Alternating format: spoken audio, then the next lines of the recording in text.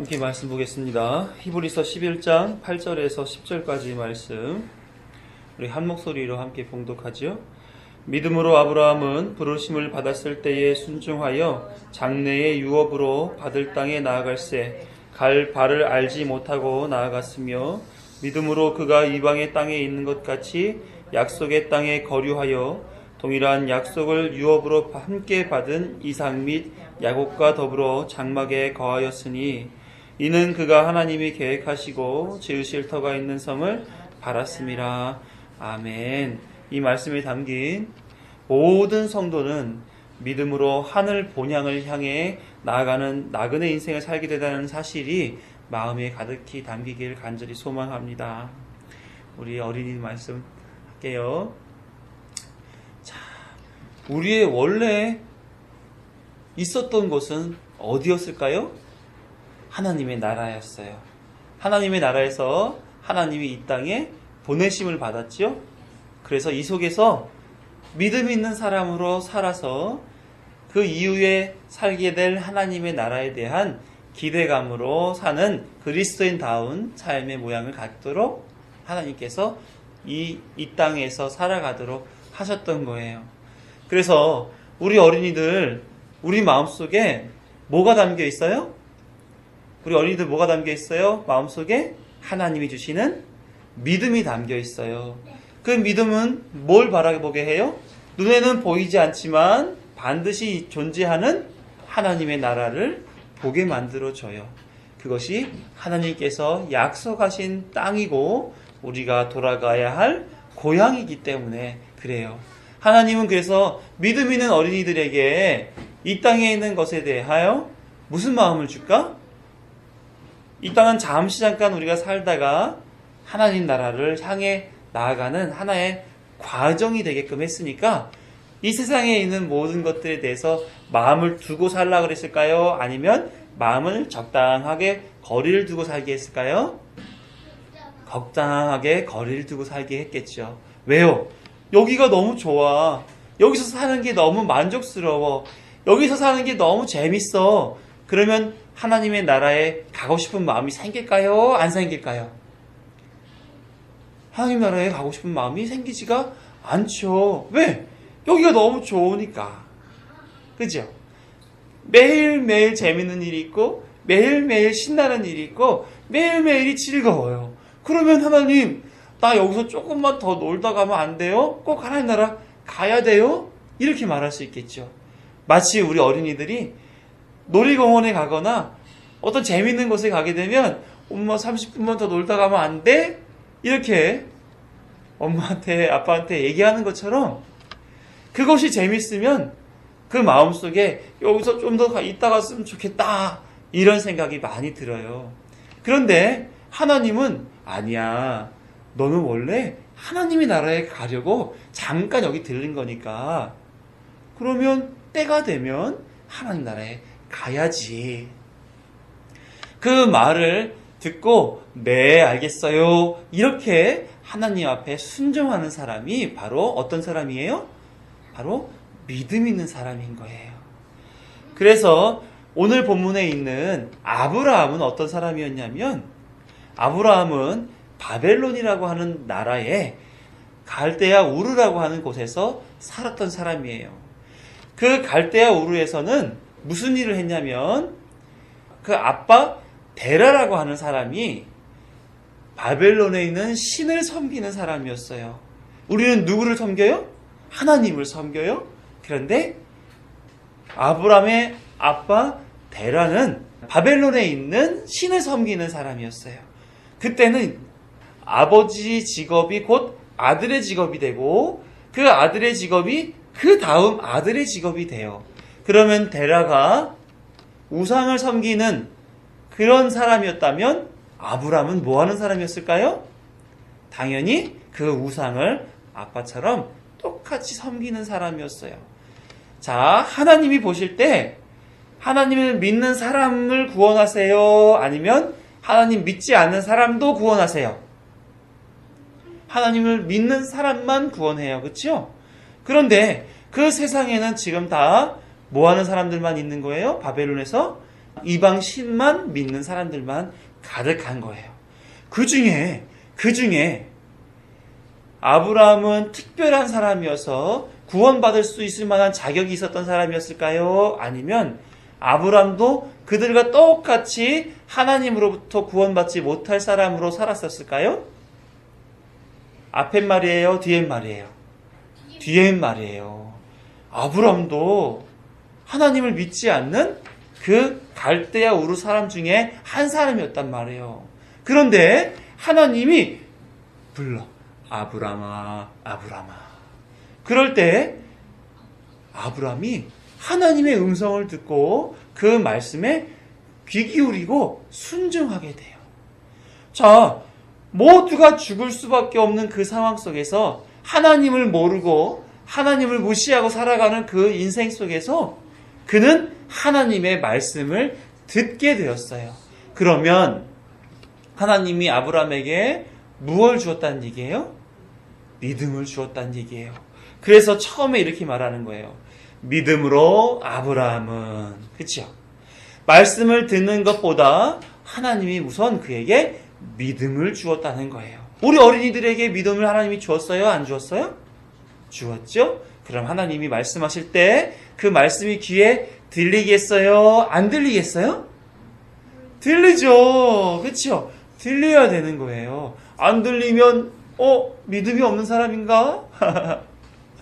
그 말씀이 귀에 들리고 그 말씀이 내가 순종하고 살아야 할 귀한 하나님의 말씀이로구나 하는 것이 마음에 확 들어오게 되어 있어요. 그래서 아브라함 첫 번째 믿음으로 산 내용이 뭐냐면 자신이 여태까지 아버지 데라와 함께 이방신을 섬겼던 그 모든 삶을 버려요. 그리고 그 식구들이 함께 어우러졌던 그 지역에서 이제는 벗어나와 살게 하기 위하여 누구와 떨어져 살아요? 친척 아비집을 떠나 내가 내게 분부할 땅으로 가라 하는 말씀을 듣고 그렇게 순종하고 살아요. 그가 살았던 그 지역에서 떠나 나온다는 얘기는 무슨 의미냐면 그를 보호해주는 힘 있는 친구들, 친척들, 같이 어울려 사는 모든 사람들 밖으로 나와 산다는 얘기예요. 그럼 안전해요? 안 안전해요? 안 안전한 거예요. 그렇잖아요. 네? 그럼에도 불구하고 아브라함은 믿음이 있었어요. 나는 이렇게 죄 많은 바벨론 땅에서 나는 살 사람이 아니야. 하나님이 나를 불러주셨어. 그러면 나는 죄의 땅에서 나와 생명의 땅으로 가야지. 그리고 열심히 가나안 땅으로 가게 된 거예요. 자, 아브라함은 하나님이 부르심에 있어서 죄의 세상에서 나와 생명으로 나아가는 그 믿음이 있었다는 거예요. 두 번째 구절을 보게 되면 또 뭐라고 써있냐면 시작을 믿음으로 라고 또 나와요. 아브라함이 또 믿음으로 행한 일이 있구나. 뭐겠어요? 하나님이 약속의 땅이라고 한 그 가나안 땅에 열심히 갔어요. 그곳에서 이제는 정착하고 알콩달콩 재미있게 살아야 되겠죠. 하나님이 약속하신 거니까. 그러면 거기서 짐승도 잡아먹기도 하고 농사지어서 살기도 하고 그 지역에 사는 사람들이랑 결혼도 하고 잔치도 하고 어울려서 재밌게 살고 그래야 될 거 아니에요. 그렇죠? 그런데 거기서 어떻게 살았냐고 써 있어요. 끝에 보면 장막에 거하였더니 왜 장막에 거하였을까? 장막은 뭐 하는 거냐면 텐트 친 거예요. 텐트. 우리 캠핑 가면 하룻밤 이틀밤 자기 위해서 텐트 치잖아요. 계속 살려고 거기 텐트 치지 않잖아요.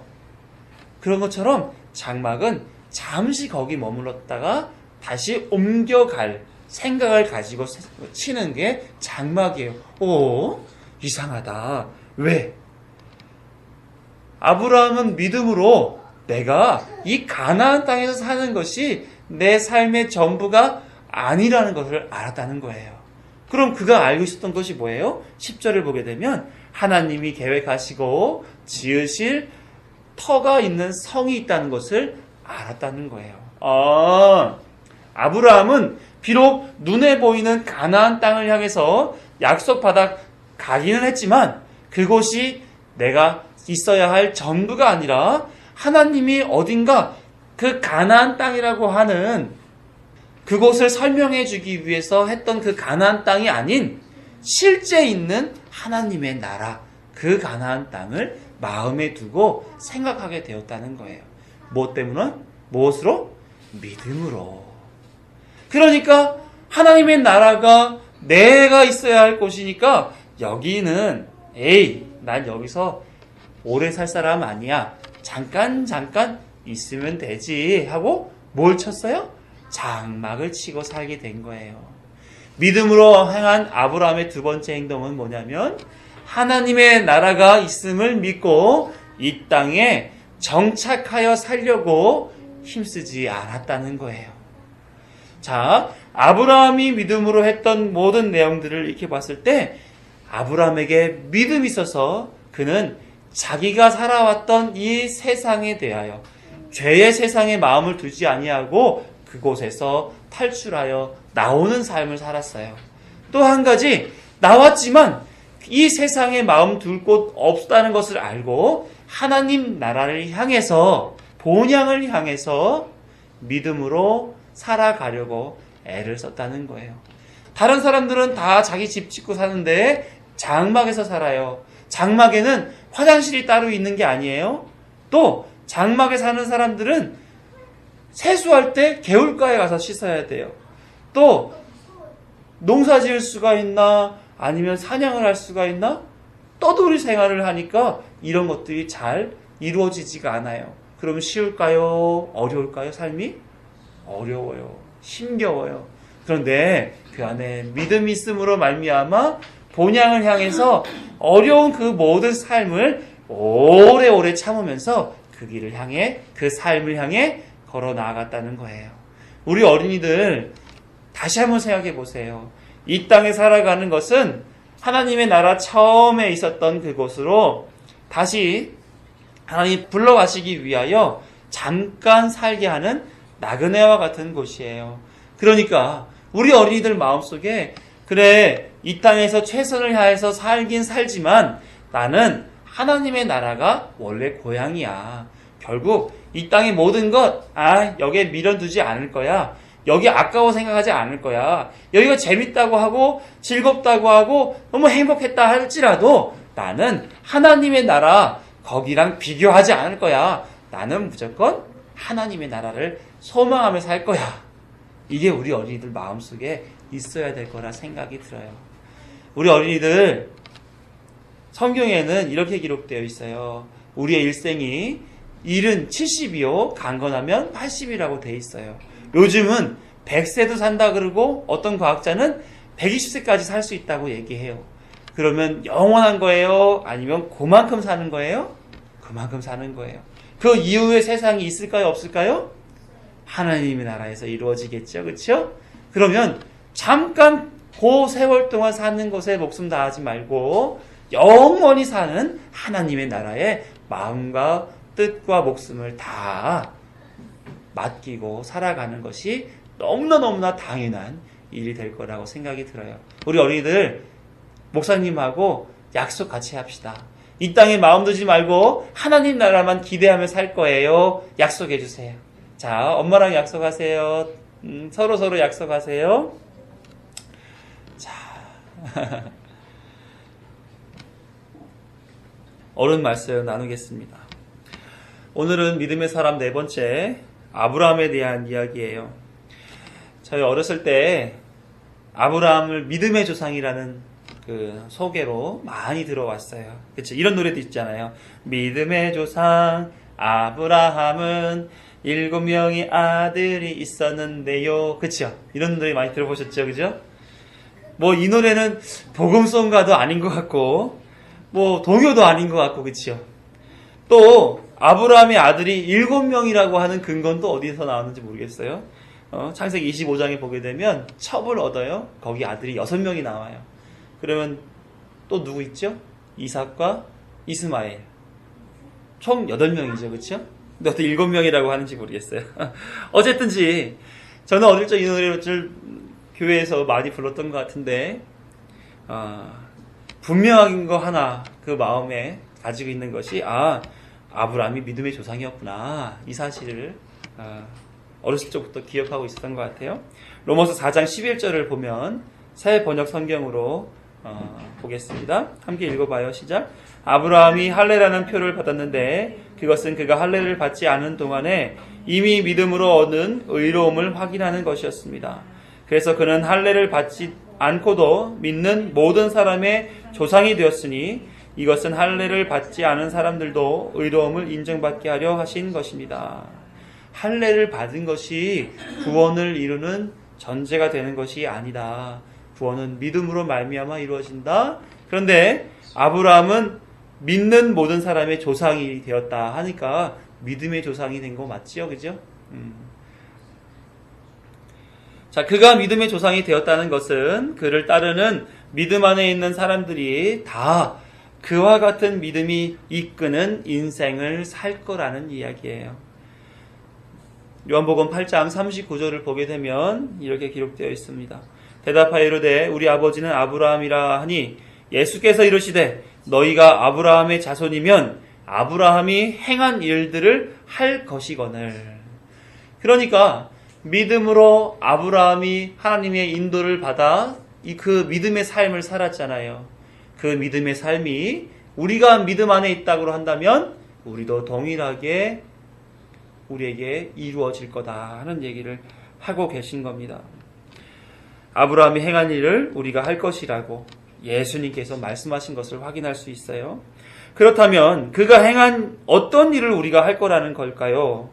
히브리서 기자는 하나님 앞에서 그가 행한 일들에 대해서 이렇게 기록하고 있습니다. 히브리서 6장 13절에서 15절의 말씀을 함께 보시죠. 제가 읽어드려요.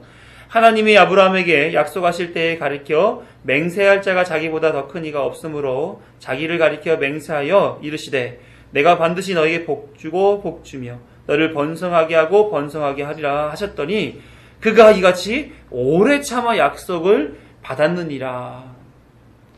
하나님께서 복주시마 번성하게 하마라고 하는 그런 맹세를 그에게 허락했는데 그 맹세 아래서 그가 한 일은 뭐예요?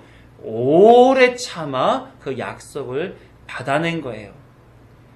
하나님의 맹세, 약속하신 바를 받은 그 사건으로 끝난 것이 아니라 그가 그 약속 맹세를 받기 위하여 믿음으로 오래 참고 살았다. 이것이 아브라함이 한 일이라는 것입니다. 믿음으로 살아가는 일에는 오래 참는 일이 수반된다는 사실을 우리는 가늠해 볼 수 있습니다. 하나님은 당신이 선택한 백성들에게 시험을 하세요. 그 시험을 우리는 감당할 만한 시험이라 이렇게 읽었죠, 성경에서. 다른 말로 하면 누구에게나 주어질 만한 시험이다 이렇게 얘기를 합니다. 그리스도인들은 하나님의 시험 앞에서 내 자신이 아닌 믿음으로 이끄는, 믿음이 이끄는 그 인생을 살게 된다는 그런 말씀인 거예요. 그럼 내가 무엇이 싸우게 되는 인생 속에서 오래 참는 일이 벌어지게 되는데 그러면 무엇과 무엇이 싸우는 것이 될까요? 그것은 내 자신과 또한 내게 부여된 그 믿음이 내 내면에서 싸우게 되는 거예요. 내가 나의 주인이 되고자 하는 욕망과 하나님이 내 주인이시라고 하는 믿음의 권세가 내 안에서, 내면에서 다투게 되죠. 아담이 자기가 하나님처럼 되기를 바라며 선악과를 따먹은 그 자아가 동일하게 내 안에서 자꾸 발동해요. 그래서 내 맘대로 살아. 내 뜻대로 살아. 믿음대로 살면 힘들잖아. 왜 자꾸 그렇게 힘든 일을 사서 하려고 그래? 하는 내 자아와 반대로 믿음이 하나님 말씀대로 해. 힘들어 보여도 그것이 바르게 사는 것이야. 하나님이 그런 삶을 살기를 바라셔. 예수님이 너에게 완성하시기 위하여, 너의 구원을 완성하기 위하여 대신 죽으셨잖아. 순종하며 살기만 하면 된다. 이것이 지금 계속 우리 내면 안에서 갈등하고 살아요. 그런데 그 중에 하나를 선택하며 살지요? 어떤 걸 선택할까요? 마치 아담이 이것 따먹으면 하나님같이 되어 선악을 알 줄 하나님이 아시고 못 먹겠던 거야 라고 유혹했던 뱀의 그 말이 진리이기를 바라면서 선악과를 따먹었던 것처럼 내 안에서 내 스스로가 나에게 자꾸 요구하는 네 맘대로 살아, 내 뜻대로 살아, 왜 사서 고생하려고 해? 그 말을 자꾸 듣고 선택하려고 한단 말이에요. 로마서 3장 10절에서 12절을 보게 되면 기록된 바 의인은 하나도 없나니 하나도 없으며 깨닫는 자도 없고 하나님을 찾는 자도 없고 다 치우쳐 함께 무익하게 되고 선을 행하는 자는 없나니 하나도 없도다. 이 말씀을 봤을 때 우리 안에서 믿음이 역동하여서 제시하는 그 삶을 선택하는 자 아무도 없다. 이렇게 얘기하고 있는 거예요. 사도 바울은 아무도 하나님의 뜻을 쫓아 즐거이 그것을 선택하며 살아가느니 이 세상에 존재하지 않는다라고 기록하고 있는 거예요. 그런데 믿음으로 살아가는 자가 등장했어요. 무엇이 그를 그렇게 살게 했느냐면 창세기 15장 6절을 보니까 아브라함이 여호와를 믿으니 라고 기록하면서 아브라함이 믿음으로 말미암아 하나님의 뜻을 선택하며 살아가는 자로 등장하고 있어요. 어떻게 하나님의 뜻을 쫓아 살아가는 자로 등장할 수 있었을까? 그것은 내가 그 믿음을 선택하고 살아가는 것이 아니라 믿음이 나를 이끄는 방식에 순종하고 살아가는 그 삶을 살아냄으로써 마치 믿음을 선택하며 살아가는 것 같은 모양으로 살아가게 되더라는 거예요. 그러니 믿음이 그를 이끌어가는 삶으로 그가 이끌림 받아 살아가니 하나님이 그를 어떻게 여겨요?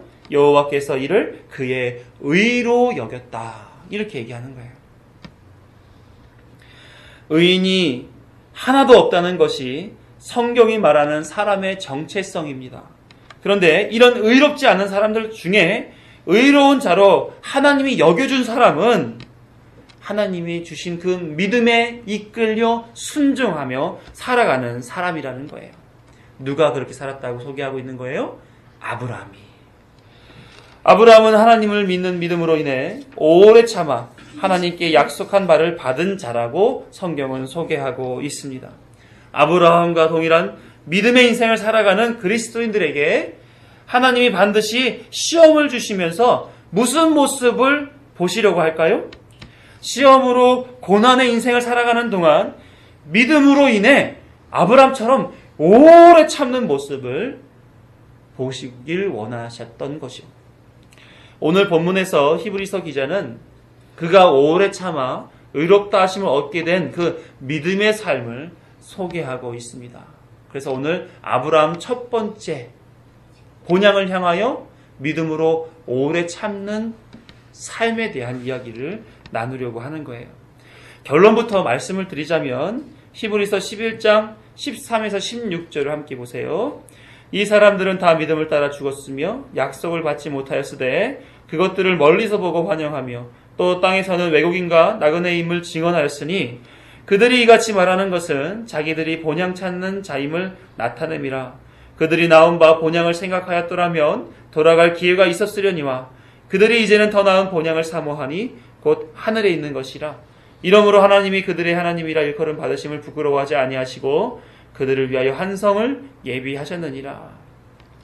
아브라함이 자신을 만족시키는 이 세상을 따라 살지 아니하고 하나님이 예비해 놓으신 본향을 향해 나아가는 삶을 믿음으로 살았다. 하나님의 믿음이 그를 본향을 향하여 사는 자로 살게 만들어 주었다. 이것이 아브라함에 대한 결론이에요. 구체적으로 그러면 그렇게 믿음이 이끄는 본향을 향한 삶이 어떠한지에 대하여 오늘 본문을 통하여서 한번 알아보려고 해요. 8절을 함께 보도록 하지요. 함께 읽어봐요. 시작. 믿음으로 아브라함은 부르심을 받았을 때에 순종하여 장래의 유업으로 받을 땅에 나아갈새 갈 바를 알지 못하고 나아갔으며. 헬라어에서는 강조하고자 하는 표현을 문장 맨 앞에 둡니다. 그러니까 이 8절에서 가장 강조하고자 했던 말이 뭐예요? 바로 믿음으로 라는 표현이에요. 그죠? 믿음이 아브라함을 이끌었다는 사실을 강조하고자 하는 표현으로서 이렇게 기록된 거죠. 그걸 머릿속에 전제하세요. 믿음이 아브라함을 이끌었다는 사실. 아브라함이 부름을 받았을 때 이미 믿음이 있어서 하나님이 부르실 때에 반응하여 순종한 듯 문장을 통해서 볼 때 그래 보입니다. 그런데 자세히 보면 부르심을 받았을 때가 기록되어져 있어요. 그 전에는 그렇지 않았지만 부름을 받고 난 후 순종했다라는 사실을 우리에게 가늠할 수 있도록 만들어주는 표현이죠. 자, 그가 살았던 그때를 한번 한번 보도록 하겠습니다. 그가 살았던 곳은 바벨론의 한 지역 갈대아 우르라고 하는 곳이에요. 신약에서 바벨론이 상징하는 것은 이렇습니다. 요한계시록 18장 2절과 3절을 보세요. 함께 읽어봅니다. 시작. 힘찬 음성으로 외쳐 이르되 무너졌도다 무너졌도다 큰 성 바벨론이여 귀신의 처소와 각종 더러운 영이 모이는 곳과 각종 더럽고 가증한 새들이 모이는 곳이 되었도다. 그 음행의 진노의 포도주로 말미암아 만국이 무너졌으며 또 땅의 왕들이 그와 더불어 음행하였으며 땅의 상인들도 그의 사치의 세력으로 치부하였도다 하더라. 바벨론의 이미지가 어떤 이미지예요? 성경이 죄로 물든 이 세상을 소개할 때 사용하는 표현이 바로 이 바벨론이라는 표현이에요. 그만큼 죄의 땅, 저주받은 땅, 심판될 땅으로서 그 삶이 그 안에서 어우러졌을 거라는 것을 우리는 알 수가 있는 거죠. 그런 곳에서 아브라함의 가족은 무엇을 하며 살았는가? 이 아브라함의 아버지 데라의 삶에 대해서 여호수아가 언급한 내용이 나옵니다. 여호수아 24장 2절의 말씀을 함께 보죠. 여호수아가 모든 백성에게 이르되 이스라엘의 하나님 여호와께서 이같이 말씀하시기를 옛적에 너희의 조상들 곧 아브라함의 아버지 나홀의 아버지 데라가 강 저쪽에 거주하여 다른 신들을 섬겼으나 아브라함은 바벨론에서 그 땅에 신을 섬기는 사람이었다는 사실을 우리는 이해할 수가 있겠죠. 왜요? 당시에는 아들이 아버지의 직업을 물려받는 그런 전통을 가지고 있었습니다. 어렸을 적부터 아버지가 그 우상, 이방신을 섬기는 그 삶의 방식을 그대로 배워가면서 살아가는 그런 아들로 자랐을 거란 말이에요. 그러니까 아브람도 아버지 데라를 따라 우상 숭배하는 사람으로 성장하고 있었던 것입니다. 과거에 우상을 숭배하고 있었을 때 하나님을 알지 못하고 하나님이 어떤 분이신지에 대한 인식이 전혀 없는, 다시 말하면 죄인, 의인도 하나도 없을 그 성경의 사람에 대한 정체성에 속한 사람으로 있었을 때 하나님의 부름을 받게 됩니다. 어떻게 받았을까요?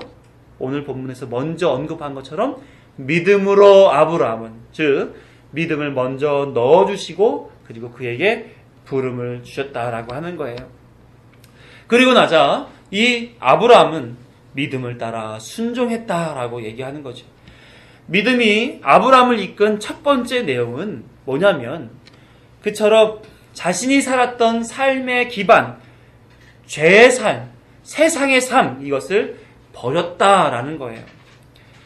그러니까 더 이상 죄의 인생을 살아가지 아니하고 하나님이 부르시는 인생, 생명의 삶으로 나아가는 인생으로 자기의 삶의 방법을 바뀜당했다라고 하는 것을 우리는 알 수가 있는 것입니다.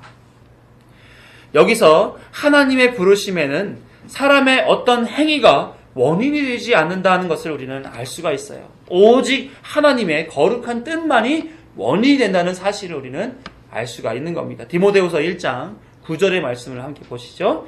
하나님의 우리를 구원하사 거룩하신 소명으로 부르심은 우리의 행위대로 하심이 아니요 오직 자기의 뜻과 영원 전부터 그리스도 예수 안에서 우리에게 주신 은혜대로 하심이라. 뭐대로 하셨다고요? 은혜대로 하셨다는 거예요. 우리가 교회에 있게 된 것은 하나님을 알고 하나님을 믿고 하나님께 순종해야 하는 그 마음을 갖게 된 모든 전말이 다 하나님의 은혜로 말미암아 이루어졌다는 사실을 우리는 여기서 알 수가 있는 겁니다. 그러니까 신앙인으로 살아가면서 자기 신앙이 난 이만큼 했어, 난 이만큼 신앙이 좋아라고 자랑할 수 있는 자격 가진 사람은 아무도 없다는 거죠. 누구도 이 구원의 문제, 믿음의 문제 안에서는 다 갚을 수 없는 한량없는 은혜를 받은 자로서만 설 수 있는 것이죠. 그러니까 오직 은혜라 하며 우리 입술에서 고백하면서 하나님 앞에 겸손하며 또 면목 없이 그 앞에 설 수밖에 없는 것입니다. 아브라함도 마찬가지로 이렇게 하나님이 거룩한 당신의 뜻을 쫓아서 은혜로 말미암아 그를 불러내셨다, 불러주셨다 하는 그 사실을 우리는 알 수가 있어요. 그렇죠? 우리에게도 그 은혜가 있는 줄로 믿습니다. 그렇다면 순종의 내용이 뭐라고 소개하고 있는가? 장래의 유업으로 받을 땅에 나아갔는데 갈 바를 알지 못했음에도 불구하고 나아갔다, 이렇게 기록되어 있죠. 저도 그랬고요. 지금도 아마 대다수의 목사님들이 그렇게 얘기하며 아브라함은 어디로 갈지 모르는데 하나님 말씀 한 가지 붙잡고 본토 친척 아비 집을 떠나 살았다. 그의 믿음이 대단하지 않습니까?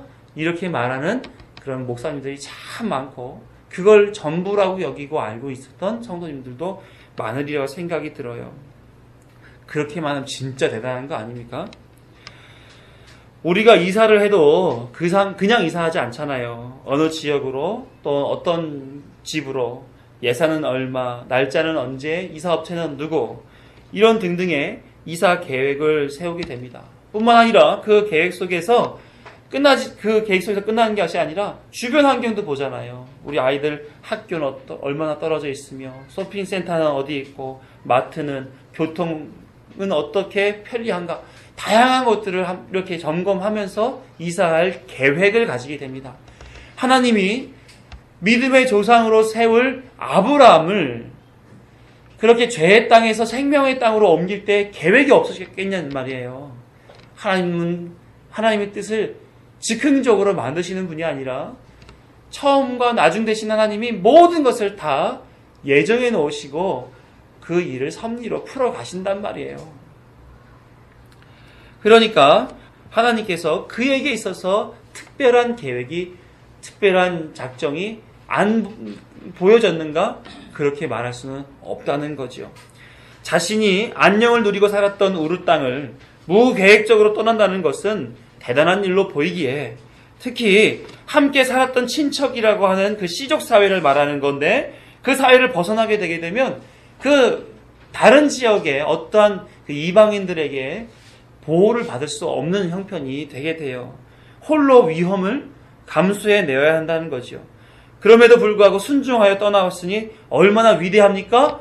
그러니까 자꾸 아브라함의 그 위대함, 그 하나님의 뜻을 알지 못하고 나왔다는 것에 초점을 맞춰서 그를 자꾸 부각시키는 거예요. 그런데 그렇지 않다는 거죠. 창세기 15장 5절을 보게 되면 이렇게 기록되어 있어요.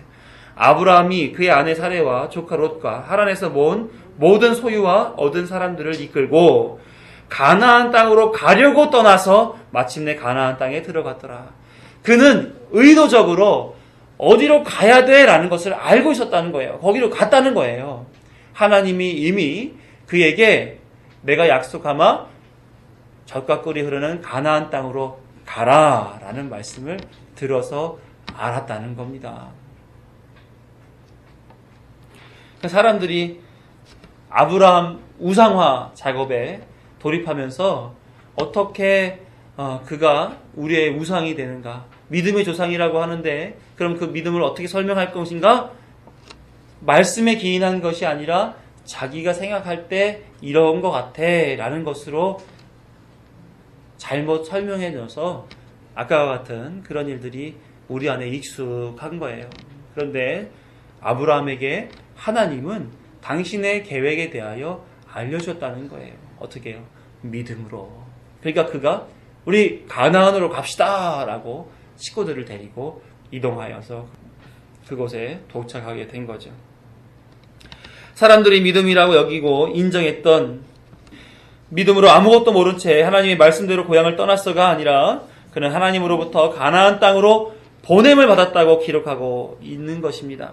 여기서 말하는 갈 바를 알지 못하고 나아갔으면은 모르고 출발했다 이런 의미가 아니라 그의 믿음이 그를 이끌어서 바벨론 우루 땅에서 떠나 나오게 했다는 것, 그리고 가나안 땅으로 가야 하는지를 가나안 땅으로 왜 가야만 하는지에 대하여 모르고 나아갔다라고 하는 거예요. 그의 목적지가 가나안이라고 하는 것을 지정받음으로써 믿음으로 일어나 그곳을 향하여 나아갔지만 그는 그곳에서 어떠한 의미를 가지고 그곳에 도착해야 되는가, 그것을 왜 내가 가야만 하는가에 대해서는 알지 못하고 갔다라고 하는 겁니다. 자, 이거 생각해 보시자고요. 믿음은 보이지 않습니다. 그런데 능력은 있습니다. 그래서 하나님이 뜻하신 바를 행하도록 이끄는 작용을 믿음이 하고 있는 거예요. 하나님은 아브라함에게 죄의 땅 바벨론에서 구원하여 하나님의 생명의 땅 가나안으로 이끌어 가신 것입니다. 여기에는 어떤 사람의 노력이나 능력이나 상식이 가입되어 있지 않습니다. 하나님이 당신의 선하신 대로, 뜻대로 인도하고 계신 거예요. 어떤 수단으로? 믿음이라고 하는 수단으로 말입니다. 저와 여러분이 이곳에 있는 것도 마찬가지예요. 바벨론과 같은 이 세상에서 어떻게 나는 하나님의 부르심을 받아 교회에 나와 앉아 있는가? 또 이렇게 나와 있음에도 불구하고 하나님의 뜻에 대해서 잘 알지 못하는 때가 많지요. 그럼 왜 나와 있는 거예요? 모르죠. 하나님의 은혜가 가입되어 있기 때문에 그래요. 우리가 어떻게 살아야 알 바를 알지 못하고 이곳에 나와 있어요. 왜요? 하나님이 믿음으로 우리에게 그렇게 살게 하시니까. 아브라함과 같은 똑같은 삶의 여정을 지금 우리도 밟고 있는 거예요. 구원으로 부르시는 그 같은 삶의 여정. 하나님이 신앙 안에 있어라 라고 하는 그 막연한, 신앙의 자리에 있어라 하는 그 막연함 속에서 우리는 말씀을 잘 깨달아 알지 못하지만 그곳을 향하여 열심히 부단히도 믿음으로 인하여 이끌림 받고 살아가고 있다는 것입니다. 이것이 구원의 시작인 거예요. 하나님이 구원으로 이끌어 가시기 위해 우리에게 손을 대고 계신 거죠. 내가 잘 모른다 하여도 내가 일하지 않는 것이 아니야. 내게 원인이 있지 않다고 하여도 믿을 수 없다라고 할지라도 내 믿음과 상관없이 나는 지금 일하고 있단다. 이러면서 구원으로 이끌어 가시는 거예요. 전적인 하나님의 은혜인 것입니다. 믿음은 이처럼 자신이 만족했던 세상의 삶을 버리게 만든다 하는 것이죠. 그러면 삶이 아예 없어지는 거예요? 그렇지는 않아요. 뭐가 바뀐다는 얘기예요? 이 세상에서 만족을 추구하고 살았던 그 삶의 1순위가 이제는 믿음으로 하나님으로 만족하겠다라고 하는 순위가 1순위로 그 삶의 최우선순위가 바뀌는 인생을 살게 된다는 것입니다. 또 하나, 믿음으로라고 하는 말씀으로 시작되는 구절을 다시 한번 또 읽어보죠. 9절과 10절을 읽어보도록 하겠습니다. 시작. 믿음으로 그가 이방의 땅에 있는 것 같이 약속의 땅에 거류하여 동일한 약속을 유업으로 함께 받은 이삭 및 야곱과 더불어 장막에 거하였으니 이는 그가 하나님이 계획하시고 지으실 터가 있는 성을 바랐습니다. 또 한 번 믿음이라고 하는 단어가 문장 앞에 놓여져 있으며 강조되어지고 있습니다. 마찬가지로 믿음이 이끌어가는 삶을 지금 소개하고 있는 거예요. 자, 아브라함은 가나안 땅으로 하나님의 보냄을 받아 도착하게 되었습니다. 그러나 약속의 땅 가나안에서 지금 어떻게 살고 있다고 그래요? 이삭과 야곱과 더불어 이 3대가 장막에 거하여 살고 있다. 이렇게 소개하고 있습니다. 하나님이 보내신 그 땅에서 이제는 주인처럼 살아야 되지 않습니까? 약속받았잖아요. 맹세였잖아요. 거기서 번영하고 번성하고 살 거라고 하나님이 약속해 주었잖아요. 그동안 생명의 위협을 무릅쓰고 도착한 땅인데 여전히 왜 나그네나 외국인처럼 장막을 치고 살아가고 있는가 하는 겁니다.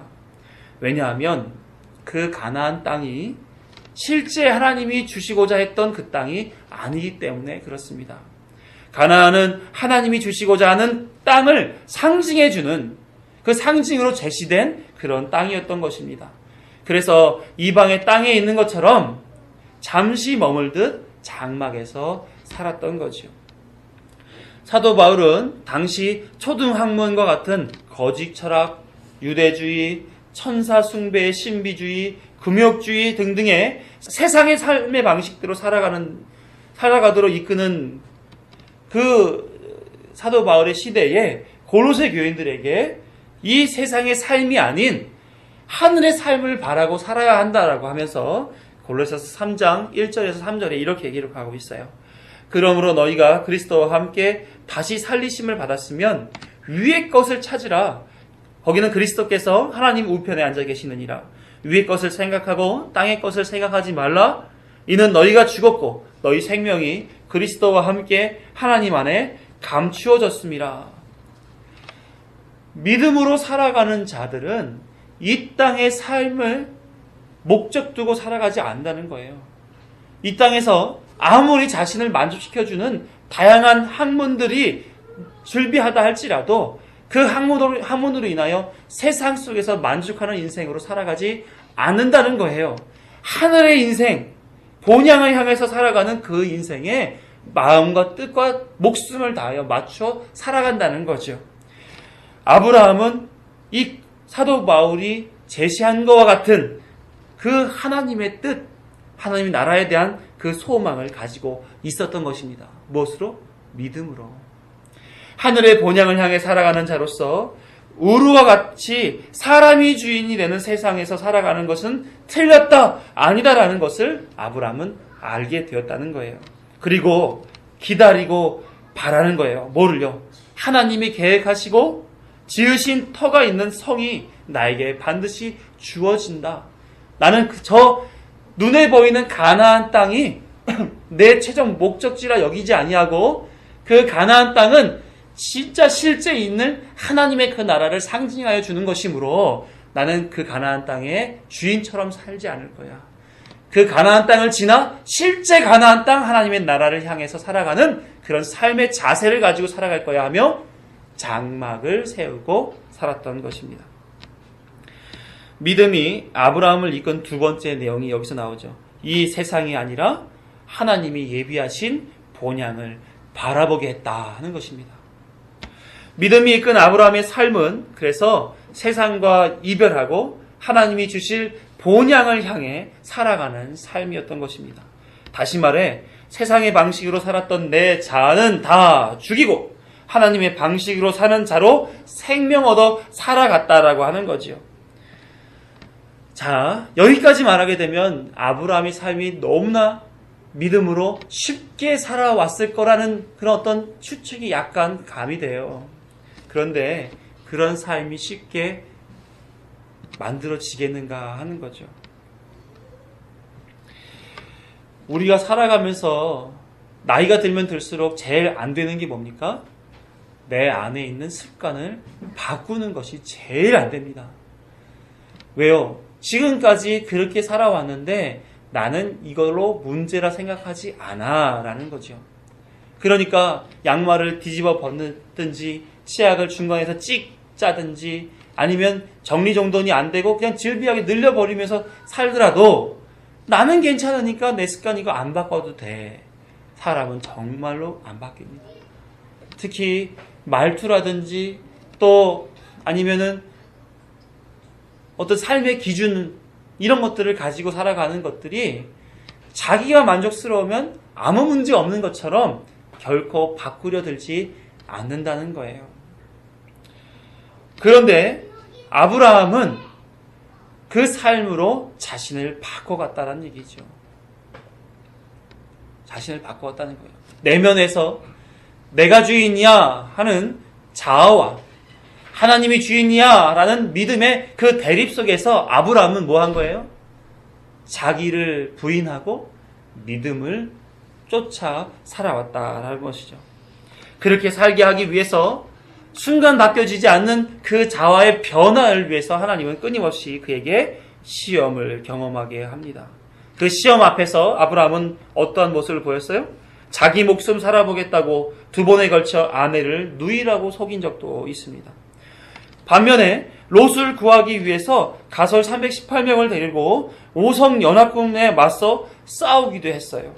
또 그 싸워서 이긴 노량물을 가지고 멜기세덱 앞에 나아가 11조를 드리기도 하고 좋은 점이죠. 또 반면에 약속의 자녀를 주시마 약속했음에도 불구하고 첩 하갈과 동침하여 서자 이스마엘을 낳기도 했습니다.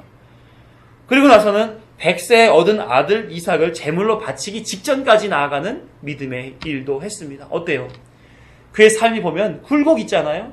믿음이 없는 모습, 믿음 있는 모습, 믿음이 없는 모습, 믿음 있는 모습. 이런 굴곡 있는 믿음의 삶의 여정을 하나하나 걸어감으로써 어떤 삶으로 귀결되는 겁니까? 오래 참는 삶. 믿음으로 말미암아 오래 참는 삶이 그 안에 이루어지게 되는 거예요. 그 속에서 하나님으로 만족하고 살아가는 것이 진정한 삶의 모습이구나 하는 것을 깨닫게 되는 거죠. 이와 같이 믿음으로 하나님이 인도하시는 그 삶을 살아가는 아브라함에게 하나님은 뭐라고 그를 불러주었느냐면 야고보서 2장 23절 함께 읽어봐요. 이에 성경에 이른바 아브라함이 하나님을 믿으니 이것을 의로 여기셨다는 말씀이 이루어졌고 그는 하나님의 벗이라 칭함을 받았나니. 하나님이 그를 친구라고 불러줬다는 거예요. 여기에 이르기까지 그의 인생이 얼마나 보답했겠는가 하는 생각을 우리는 해볼 필요가 있습니다. 고향을 떠나며 경험해야 할 생명의 위협, 척박한 가나안 땅에서 나그네로 사는 고달픔, 아끼던 조카 롯을 구하기 위해 전쟁을 해야 했던 그 심적 부담, 아들을 주신다는 하나님의 약속을 기다려야 하는 조바심, 아내로 인해 생명을 빼앗길지도 모른다고 여겼던 그 불안함, 그 인간적인 그 모든 내면의 그 어려움들을 다 극복하고 살아야 했다는 거예요. 또 나그네로 살면서 먹을 것, 입을 것, 마실 것, 쉴 것, 모든 삶에 누려야 할 것들에 대해서도 다 어려움 속에서 구하고 살아와야 했다는 것입니다. 75세 때 하나님의 부름을 받고 그가 175세 될 때까지 100년에 걸친 그의 인생은 다 무엇입니까? 오래 참음의 인생, 믿음의 인생이었다는 것입니다. 그래서 오늘 히브리서에 기록되어져 있는 그 내용을 봤을 때 그는 오로지 본향을 향하여 믿음으로 오래 참는 삶이었다라는 사실만 우리에게 남게 되죠. 오래 참고 또 오래 참는 인생으로 그는 살아왔던 것입니다. 믿음으로 살아가는 것은 쉽지 않습니다. 본향이라는 영원한 복락이 앞에 놓여있다 해도 늘 내면에는 주권 싸움을 하잖아요. 그래서 믿음으로 봐야 하는 그 본향보다 당장 내 눈앞에서 확인이 되는 물질, 건강, 성공, 인기, 출세, 이것이 더 복되게 여겨지고 정말 저게 하나님이 주시는 복이었으면 좋겠어 라고 그것을 쟁취하려고 하는 그런 선택들을 하고 살아가지 않습니까? 믿음이 이끌어가는 삶은 살기가 힘든 겁니다. 아브라함은 마지막에 자기가 있었던 그나마의 모든 재산들을 다 자식들에게 나누어 줍니다. 그리고 결국 그는 막벨라 굴에 매장된 것으로 끝나버리고 마는 거예요.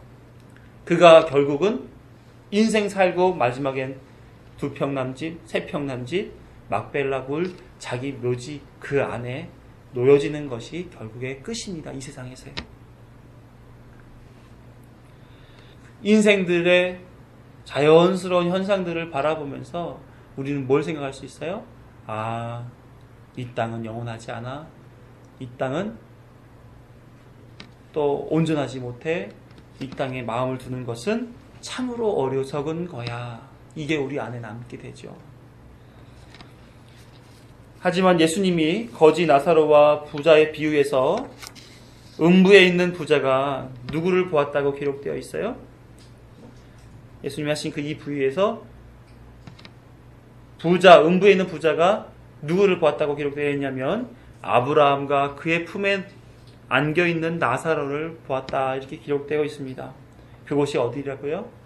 낙원이죠.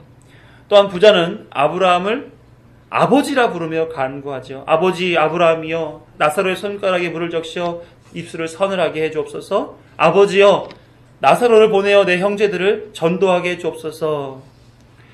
아브라함이 지금 어디 있다는 얘기예요? 그 오래 찾는 인생을 통해서 결국은 예수님이 그렇게 설명해 주기 위한 비유 속에 등장하지만 낙원에 있다는 사실을 우리에게 알게 해줍니다. 아브라함은 믿음으로 오래 참는 인생의 가치를 전 삶을 통해 보여주었습니다. 하나님께서 그의 인생을 통해 믿음으로 이끈 인생에 어떤 계획을 가지고 있었는지를 보여주고 계신 거예요. 어떤 계획을 가지고 계셨다는 거? 본향을 소유하게 해주시기 원하셨다는 계획. 사랑하는 성도 여러분, 우리에게도 동일한 계획을 가지고 있습니다. 믿음으로 살게 하시는 데는 그 결국을 주기 위한 하나님의 계획이 먼저 있었다는 것을 우리는 기억할 필요가 있습니다. 그래서 하나님의 거룩한 뜻으로 당신의 의를, 영광을, 나라를 주시마 결정하셨기 때문에 우리에게 믿음으로 살게 인도해 주시는 것입니다. 로마서 8장 30절을 보면 함께 읽어봐요. 또 미리 정하신 그들을 또한 부르시고 부르신 그들을 또한 의롭다 하시고 의롭다 하신 그들을 또한 영화롭게 하셨느니라. 이게 믿음으로 이끄는 삶의 하나님의 일하심이라는 거예요. 그래서 아브라함처럼 굴곡 있는 인생을 성도들은 살 수밖에 없습니다. 때로는 생명의 위협을, 때로는 물질의 고달픔을, 때로는 관계의 외로움을, 때로는 진로의 막연함을, 때로는 신앙의 회의까지 하나님은 끊임없이 그 믿음을 살아있게 만들어주기 위해서 시험을 하실 것입니다. 그럴 때마다 성도는 그 시험 앞에서 그 굴곡에서 이겨내야 되는 거죠. 바로 믿음으로 오래 참아 하나님의 뜻하신 바가 이루어지게끔 저 삶을 맡겨야 된다는 겁니다. 엊그제 유튜브를 보다가 감동 영상 하나를 보게 되었어요. 미국 메이저리그의 한 아빠가 아들과 함께 구경을 갔습니다. 아들이 야구를 너무너무 좋아했어요. 그래서 외야의 선수에게 파울볼이라도 좀 생기면 우리 아들에게 좀 주게 선물로 좀 던져달라 이렇게 주문을 했습니다. 그때 마침 파울이 생겨서 그 외야수의 손에 공이 들려지게 됐고 그 공을 이 아들에게 주게 하기 위하여 야구선수는 아버지에게 아빠에게 공을 던져주게 됩니다. 그런데 난간에서 그 공을 받던 아빠가 공을 받는과 동시에 중심을 잃고 난간 아래로 떨어지게 되었습니다. 그것이 아빠의 마지막 순간이 되었죠. 이 아들에게 얼마나 아빠가 없다라고 하는 것으로 가슴에 심한 상처가 생겼겠습니까? 그에게 얼마나 힘겨운 그런 세월들이 주어졌겠습니까?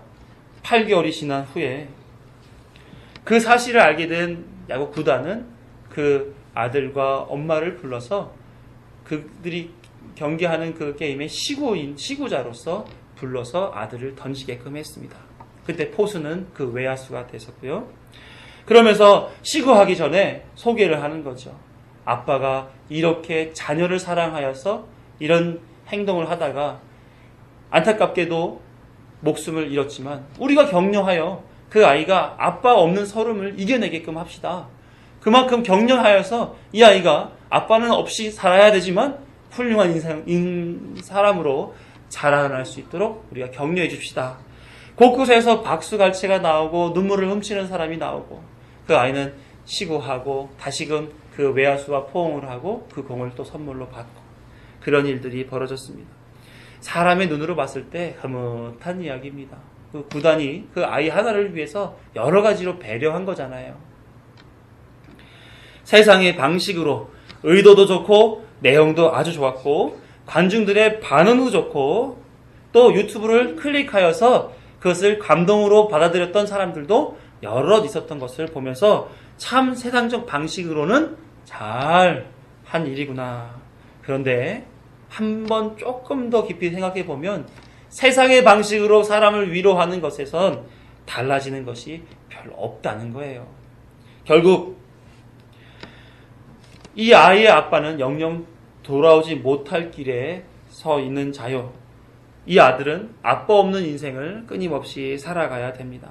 누가 이 아이에게 이 아빠의 몫을 대신해주는 사람이 생기는가? 그것도 아닌 것입니다. 지금 이 위로가 잘못되었거나 필요 없다는 말이 아니에요. 말씀드리길 원하는 것은 세상은 진정한 위로를 줄 수 없다는 거지요. 게임이 끝나면 사라져버릴 그 공허할 뿐이고 시간이 지나면 잊혀지게끔 될 수밖에 없는 그런 일들 아니겠습니까? 진짜 위로가 되는 것은 이 아이에게 이러한 이벤트 쇼가 아니라 아빠 없이도 꿋꿋이 세상을 버텨나갈 수 있는 마음을 갖도록 돕는 일이 아니겠습니까? 그 일을 누가 할 수 있어요? 하나님이 그 안에 믿음을 주게 되면 이 나그네와 같은 인생, 오래 참고 믿음으로만 살아야 하는 그 인생에 대한 이해가 그에게 생기게 된다면 그 아이는 모든 남은 인생 동안 아빠가 없을지라도 아빠가 나를 위해 선물로 주기 위하여 공받다가 떨어져 죽은 그 사건이 상처로 남아있을지라도 그래도 무엇을 바라봅니까? 믿음으로 본향을 바라보고 이 나그네 인생을 꿋꿋이 버텨나갈 수 있을 거예요. 마찬가지로 성도들에게 세상의 것으로 감동받으려고 살려고 하지 마세요. 하나님이 주신 그 믿음으로 세상을 이기는 능력인 그 믿음으로 꿋꿋이 살아가시자는 말이에요. 그래서 히브리서 기자는 계속적으로 성경 인물들이 그들의 삶이 얼마나 어려운지 아십니까? 그런데 그들은 이 믿음으로 말미암아 세상을 이기고 살아갔습니다. 세상엔 죽은 것으로 드러나지만 진정 승리한 자들은 믿음을 지켜 살았던 그들입니다. 라는 것을 히브리서 기자는 강조하고 있는 거예요. 우리 보고 뭘로 살아라고? 믿음으로 살라고. 사랑하는 성도 여러분, 아브라함은 믿음을 통해 세상에 사는 자신을 죽여가는 인생을 살았습니다. 오래 참음 속에서 그 일이 진행이 되었죠.